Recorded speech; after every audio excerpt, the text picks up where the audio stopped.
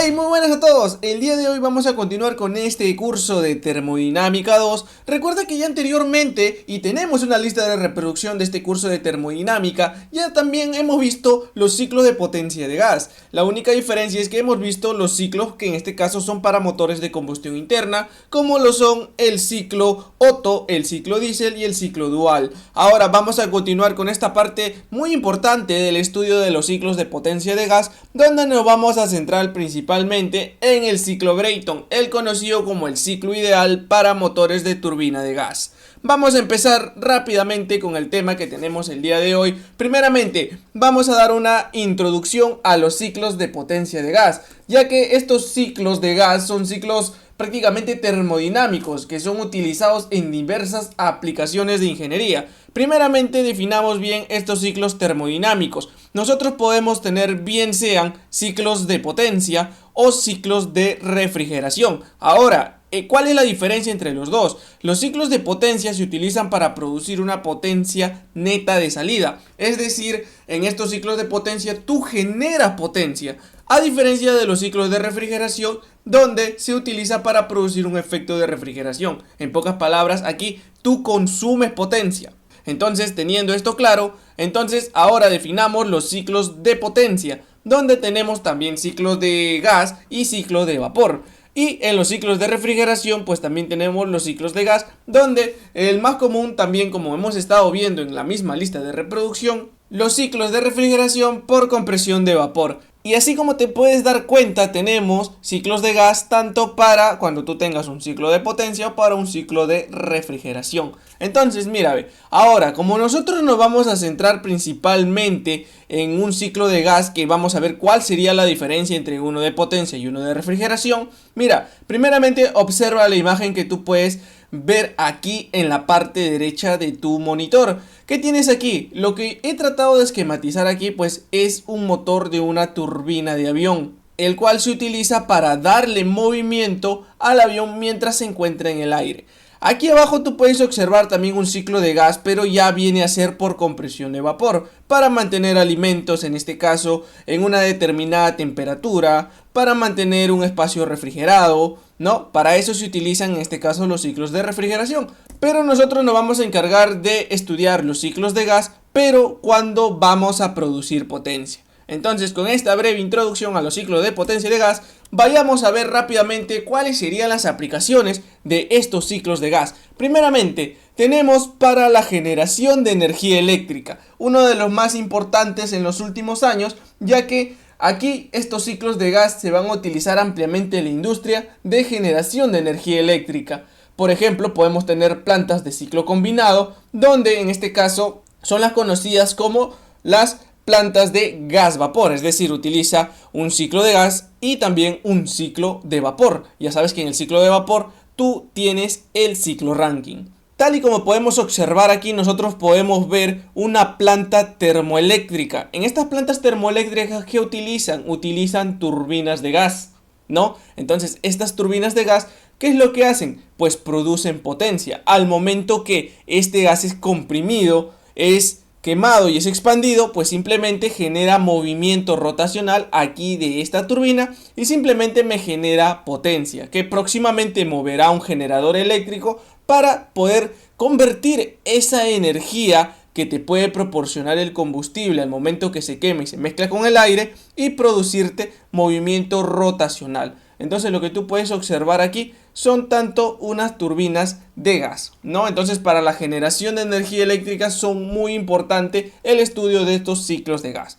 Luego también nosotros podemos tener los motores de reacción, y estos motores de reacción son los utilizados en aviones, helicópteros, donde principalmente estos se encargan de seguir un ciclo Brayton, ¿no? Entonces mira, tú tienes por aquí, por ejemplo, un avión. Aquí tú puedes observar los dos motores, también conocidos como motores de reacción, que se encargan en este caso de proporcionarle movimiento a este vehículo, que en este caso vendría a ser el avión. Entonces tú puedes observar por acá la parte interna de este motor que tú tienes por aquí. Y mira, ¿qué es lo que pasa? Por la parte aquí donde yo estoy señalando que ingresa aire atmosférico, ¿ya? ¿Y qué es lo que pasa? Aquí esta primera parte, ¿tú qué tienes?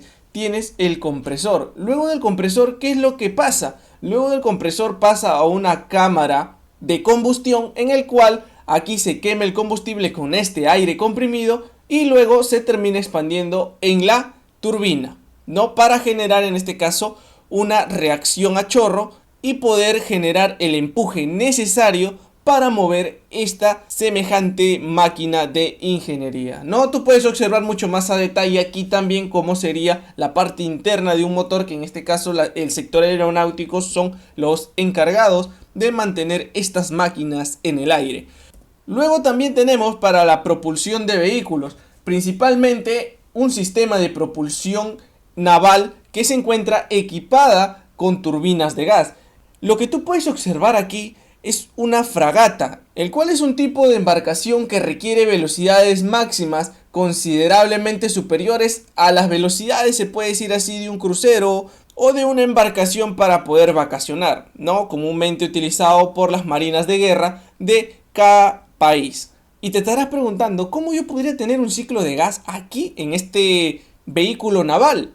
Pues simplemente aquí tú puedes observar que los motores diésel son prácticamente apoyados por esta turbina de gas. ¿Por qué? Porque estos motores diésel no pueden solos para darle la velocidad necesaria a este tipo de embarcación para realizar las actividades por la cual fue diseñada, ¿no? Entonces, esta turbina de gas serviría de apoyo para estos dos motores diésel y como tú puedes observar aquí, pues en este caso tú tienes el sistema de propulsión de esta embarcación. Por lo tanto, es apoyada por esta turbina de gas, ¿no? Puedes conectarlo directamente aquí hacia el sistema de propulsión que vendría a estar en la parte posterior, donde aquí también se puede observar una hélice de paso variable. Ahora, en la parte inferior, pues nada más nos damos cuenta que ya no cuenta con motores diésel, simplemente que cuenta con una turbina de gas para alta velocidad y cuenta también con una turbina de gas para crucero. Es decir, cuando se quiere utilizar el vehículo naval para altas velocidades, se utiliza una turbina de gas. A diferencia de que si tú quieres utilizarlo para nada más usarlo como crucero, para vacacionar, depende al uso también que se le va a dar a este determinado vehículo naval, pues simplemente se le puede utilizar también una turbina de gas, pero para crucero, que también sería una turbina de gas propiamente dicha, sino de que en escalas mucho menores, ¿no? Porque necesitas menos potencia para producir, en este caso, menos velocidad.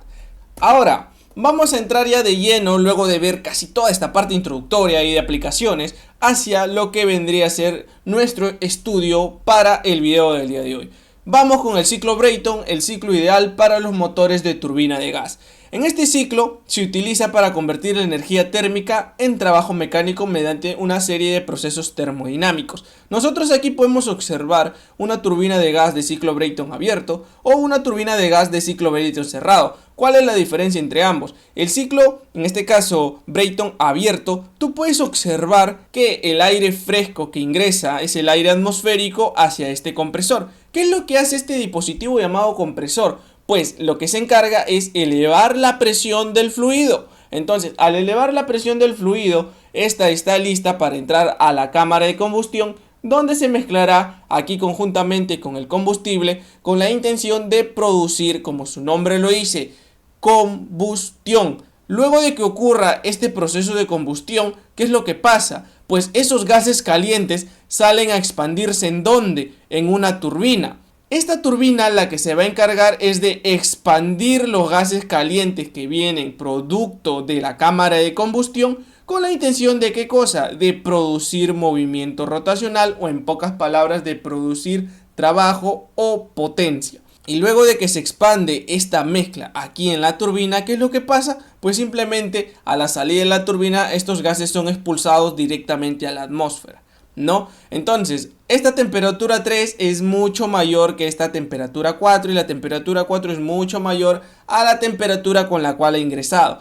Es por eso que aquí se llama ciclo Brayton abierto, porque simplemente tú tienes aire, simplemente que lo agarras de la atmósfera y luego lo expulsas nuevamente, luego del proceso lo vuelves a expulsar a la atmósfera. Pero, ¿qué es lo que pasa en este ciclo? ¿Cuál es lo más común de las aplicaciones que hemos visto? Así como te pudiste haber dado cuenta al inicio, sobre todo para los motores de reacción, que son para los motores de avión, ¿qué es lo que pasa? Utilizan un ciclo Brayton abierto.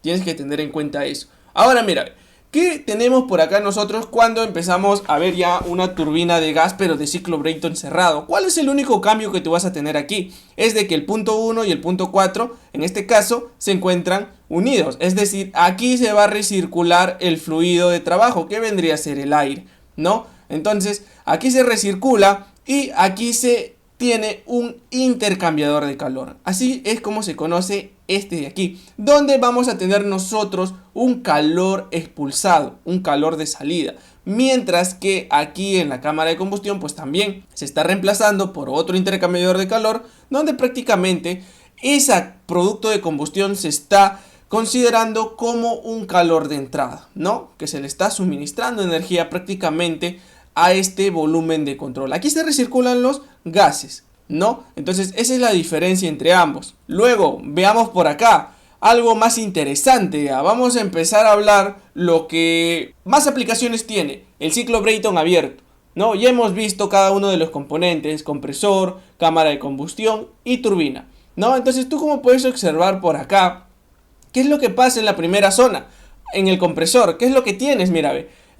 La primera zona tú tienes una compresión isentrópica. Vamos a empezar a hablar ya de este ciclo Brayton.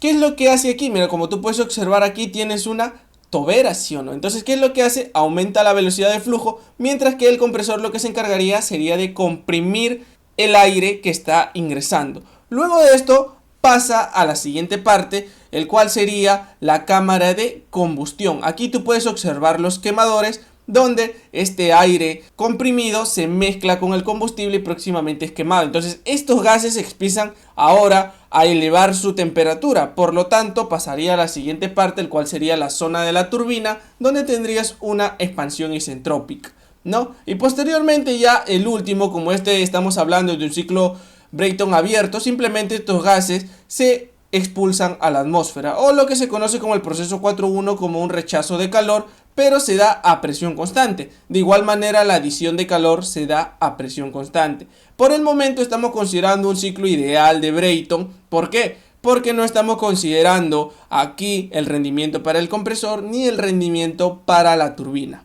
Continuamos. Vamos a ver por acá y vamos a irnos ya de lleno al estudio de los diagramas temperatura, entropía y presión, volumen específico para los 4 procesos del ciclo Brayton con condiciones de flujo estacionario. Obviamente estas son ya las condiciones que tenemos que tener en cuenta cuando vamos a analizar un ciclo Brayton ideal de aire estándar, ¿sí? Condiciones de flujo estacionario, vamos a tener cambios en energía cinética y potencial, las cuales lo vamos a tener como insignificantes. Entonces, como es un ciclo ideal, ¿qué es lo que pasa? Nosotros en nuestros diagramas simplemente no vamos a tener irreversibilidades ni en el compresor ni en la turbina. Eso lo vamos a ir viendo después.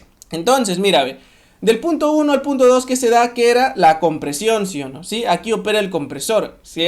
Aquí el punto 1 es la admisión y luego pasaría por el dispositivo de compresión, ¿no? Donde aquí se absorbe trabajo y se eleva la presión hasta un punto 2, ¿no? Obviamente que al elevar la presión, pues también elevas la temperatura, ¿no? Luego de esto, entre 2 y 3 que encontrábamos, teníamos la cámara de combustión. Y ese proceso de combustión se da a presión constante. Luego pasamos de 3 a 4. Entre 3 y 4 que operaba la turbina. ¿Y qué hacía la turbina? Expandir los gases producto de la combustión. Luego de 4 hacia 1, bueno, aquí se está tomando este diagrama como si fuera un ciclo cerrado, ¿no? Donde puedo tener yo por aquí un calor de salida, o en pocas palabras, un calor expulsado. Que también esta expulsión de calor se da a presión constante. Entonces, aquí yo tendría la definición para mi diagrama temperatura-entropía. Date cuenta que para 1 y 2, como estamos considerando un ciclo ideal, pues simplemente sería que la entropía se mantiene constante en 1 y 2 y 3 y 4.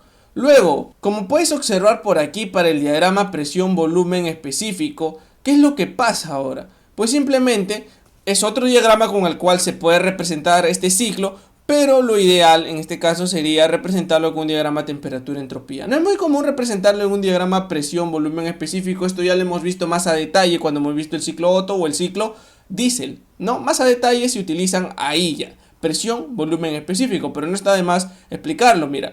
En uno, ¿qué pasa? Se ingresa el fluido, en este caso que sería aire. Luego se comprime a entropía constante, que vendría a ser aquí, me lo dice, mira, es una línea isentrópica de 1 hacia 2. Luego de 2 hacia 3 que tienes la adición de calor, o sea, aquí está operando la cámara de combustión. Luego de 3 a 4, ¿qué cosa es? La expansión isentrópica, aquí opera la turbina. Y luego de 4 a 1 tienes la expulsión de calor, que prácticamente se daría a presión constante. Mira, 2 y 3 se mantienen a la misma presión y 1 y 4 también a la misma presión. Por lo tanto, vamos a analizar mi diagrama temperatura-entropía, pero tengo que tener en cuenta que cuando yo trabajo con el aire, ¿no? El aire como gas ideal, pues se tiene dos formas de trabajarlo. Tenemos el ciclo Brayton de aire estándar y el aire estándar frío.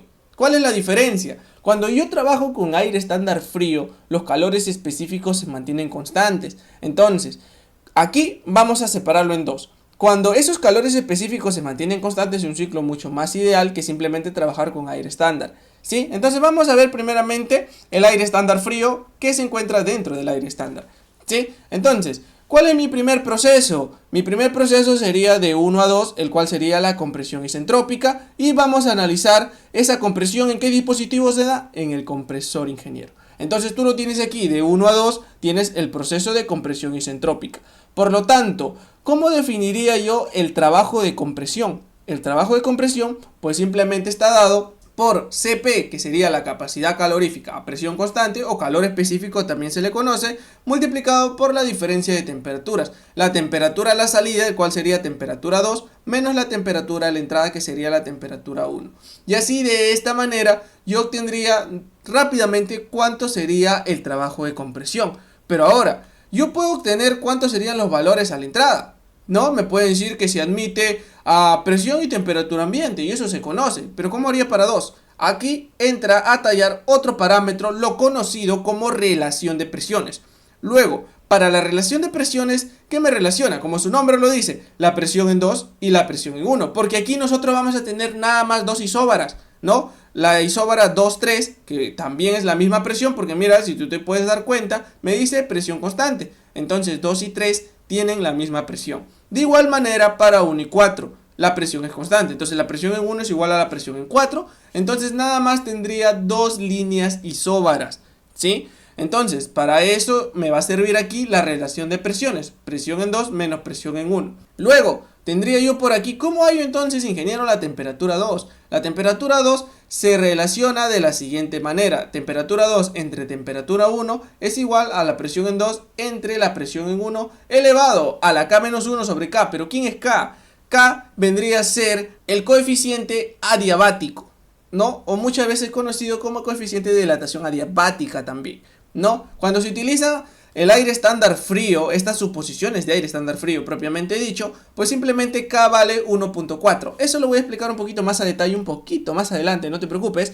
Entonces de esta manera tú también puedes relacionar cuáles serían las temperaturas, ¿no? Porque tú puedes conocer la temperatura a la entrada, pero la temperatura 2 no lo conocerías. Pero ahora, ¿quién es presión 2 entre presión en 1?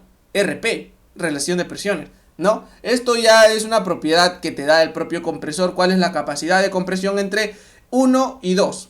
¿Cómo comprime con respecto a la entrada? Te lo da el compresor, ¿sí? Entonces de esta manera tú puedes calcular aquí cuánto sería la temperatura en 2 que tanto te está faltando, ¿no? Este es para el primer proceso, el cual sería de 1 a 2, compresión isentrópica. El siguiente proceso es el llamado adición de calor. ¿Y dónde se da la adición de calor? La adición de calor o calor añadido se da en la cámara de combustión. La combustión aquí entre el combustible y el aire que está siendo comprimido y próximamente con los quemadores, ¿qué es lo que pasa? Se indica de que va a ser un calor añadido, ¿no? Esto es el proceso de adición de calor que se da entre los puntos 2 y 3. ¿Y en qué dispositivo se da? En la cámara de combustión, ¿sí? Entonces, ¿cómo calculo el calor añadido? Calor específico a presión constante por la diferencia de temperaturas, es decir, la temperatura 3 menos la temperatura 2, ¿no? Siempre tengo que operar entre estos dos valores, ¿no? ¿Por qué? Porque entre estos dos puntos, que sería el 3 y el 2, ¿quién se encuentra? Ese calor añadido, o ese Q-in, ¿no? Q de entrada. Luego, seguimos con la siguiente, en este caso, proceso, expansión isentrópica. ¿En qué dispositivo se da la expansión? 3 y 4, ¿sí o no? ¿Sí? ¿Pero cuál es el dispositivo? El dispositivo es la turbina, ¿no? Entonces en la turbina yo voy a tener el proceso de expansión isentrópica.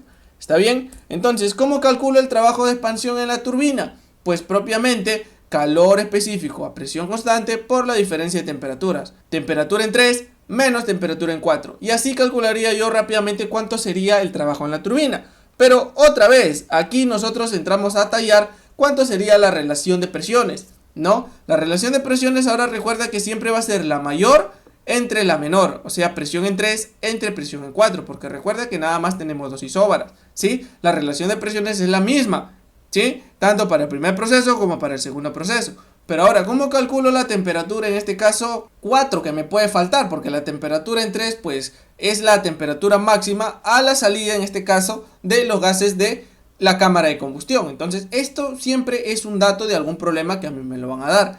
Pero ¿cómo calcularía la temperatura de salida? Ahora sí, luego de la turbina, luego que se ha expandido todos esos gases. ¿Qué es lo que pasa? Pues también utilizo esta relación de aquí, debido a un proceso isentrópico. Entonces, relación de temperaturas, temperatura en 3 entre temperatura en 4 sería presión en 3 entre presión en 4, elevado a la K-1, ya sabes que K es el coeficiente adiabático entre K, ¿no? Entonces, aquí, ¿qué es lo que tendrías? Pues simplemente, como quieres la temperatura 4, pues simplemente puedes despejar, ¿no? Entonces, aquí están todas las ecuaciones utilizadas en el proceso de expansión isentrópica. Luego, por último, tenemos el rechazo de calor, que también se da en este caso a presión constante. Entonces, ¿qué es lo que tenemos aquí? Nosotros tenemos un calor expulsado, el cual ¿en qué dispositivo se da? Bien puede ser si es un ciclo abierto o si es un ciclo cerrado. Si es el ciclo abierto, pues no tendría este intercambiador de calor. Y si es cerrado, pues ya tendría el intercambiador de calor. Siempre el rechazo de calor o el calor expulsado o el calor de salida, también se le conoce, está entre los puntos 4 y 1. El ingreso del compresor y la salida de la turbina. Entre esos puntos está, sea ciclo abierto o sea ciclo cerrado. Entonces, ¿cómo se define ahora este calor expulsado? Calor específico a presión constante por temperatura 4 menos temperatura 1. La temperatura 4, ¿dónde lo obtienes? El proceso anterior, ¿no? Entre 3 y 4. Esto ya lo debes calcular aquí, en el proceso de expansión isentrópica. Y la temperatura 1, pues propiamente sería dato de algún problema o la temperatura a la cual se encuentra en este caso el aire, ¿no? Puede ser temperatura ambiente también en muchos de los casos.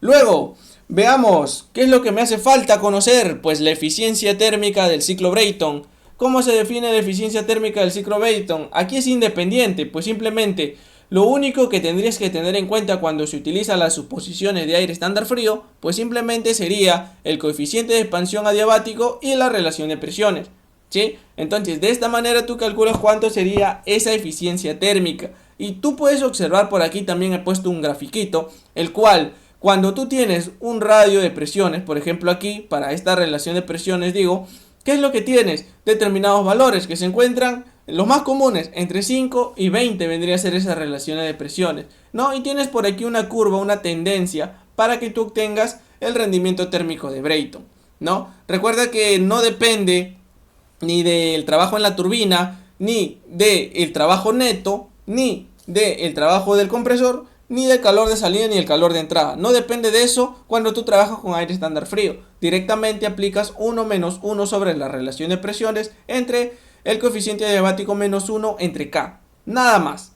Ahora, como tú puedes observar en la ecuación, te estarás preguntando ¿qué es K? Yo lo había mencionado, un pequeño detalle nada más, dije que ahora lo iba a explicar mucho más detallado. Simplemente K es el coeficiente de dilatación adiabática o coeficiente adiabático, cuya relación está definida entre la capacidad calorífica a presión constante, el Cp, y la capacidad calorífica a volumen constante, ¿no? Luego, entonces, K se define como el calor específico a presión constante entre el calor específico a volumen constante. Tú puedes observar, por ejemplo, aquí una tabla, la cual es extraída del mismo Cengel, el cual se trabaja para el aire. Por ejemplo, mira cuánto es el calor específico a presión constante, 1.05, y el calor específico a volumen constante, 0.718. Obviamente las unidades de ambos, kilojoule, kilogramo, Kelvin. Entonces la relación, en este caso, para obtener el coeficiente de dilatación adiabática, pues simplemente sería Cp entre Cv,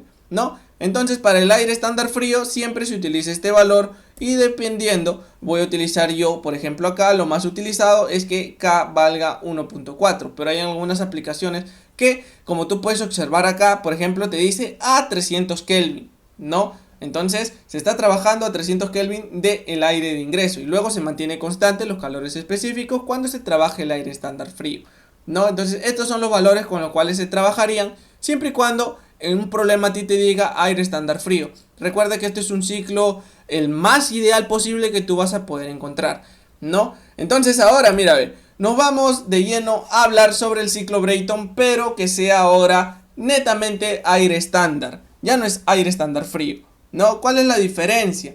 Ahora no trabajamos que estos calores específicos sean constantes. ¿Cuál es la diferencia? Que ahora yo tengo compresión isentrópica, obviamente el dispositivo es el compresor. ¿Y cómo obtengo el trabajo de compresión? Pues simplemente está definido por diferencia de entalpías. O sea, que en el ciclo estándar yo trabajo con entalpías, ¿sí? Ahora, otro de los parámetros que me va a ayudar a definir el trabajo de compresión, o en este caso las entalpías propiamente dichas, van a ser las presiones relativas, ¿no? Por ejemplo, presión en 2 entre presión en 1, esto de aquí es un dato que yo ya conozco, que sería la relación de presiones, ¿sí o no? Eso ya lo hemos visto. Pero aquí entramos a tallar otro parámetro, el cual es conocido como presiones relativas. Estas presiones relativas se dan en procesos isentrópicos, tanto presiones relativas como volúmenes relativos. Vamos a ver en la tabla.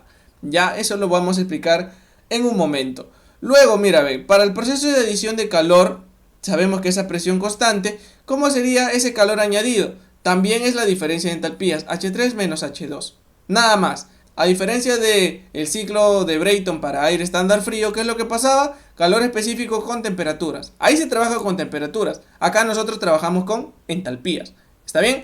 Luego, mira, para la expansión isentrópica, ¿qué es lo que pasa? Trabajo de expansión ¿en dónde? En la turbina, obviamente. Aquí sería entalpía en 3 menos entalpía en 4. Y como me dice isentrópico, aquí empiezo a hablar sobre las presiones relativas. Tanto en 4 como en 3, porque estamos en este punto, ¿no? En este proceso, 3, 4.